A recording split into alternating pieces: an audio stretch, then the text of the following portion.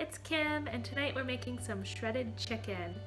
You can make a big batch of this and freeze it into portions, or you can just make what you need for the night. So tonight I'm just making 1 pound, and I will show you how to do that.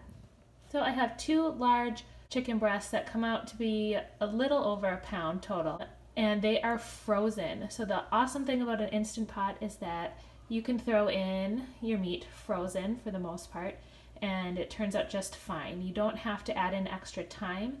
It will just take extra time to come to pressure. So overall it will take more time than a thawed chicken breast, but when you actually enter in the cook time, that shouldn't change. What does change is if you have more or less meat. So say you're cooking 3 or 4 pounds, you're going to need to add a couple extra minutes compared to just 1 pound. So I have the frozen breasts in there, and then I'm going to take a cup of broth. You can use water if you want.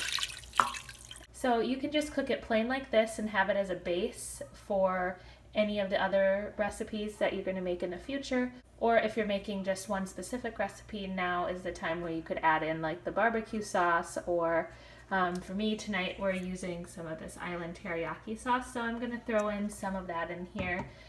So I'm just going to put a little bit in there and then put the cover on.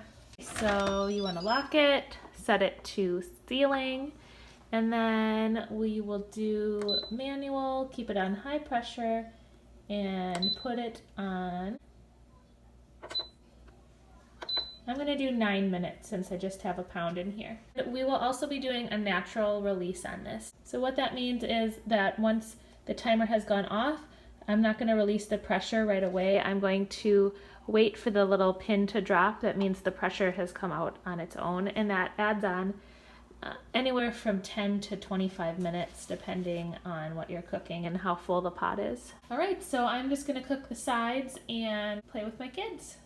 Okay, so it's been 8 minutes and the pressure is down, so I always just flip it over just in case there's a little bit extra pressure in there, but I'll open it up. And I do like to use a meat thermometer just to double check the internal pressure in the thickest spot. Yeah, so we are good. And I actually like to take the chicken breasts out of the pot and shred them and then put them back in to get the sauces. It's a little bit easier for me.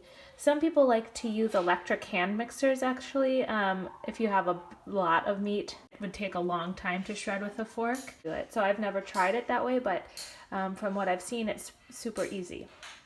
Okay guys, so here's the finished product with the frozen vegetables that I had added. I added vegetables in the sauce, and they actually put it back in the Instant Pot for 0 minutes, and that was the perfect amount of time to cook the vegetables, and it is perfect.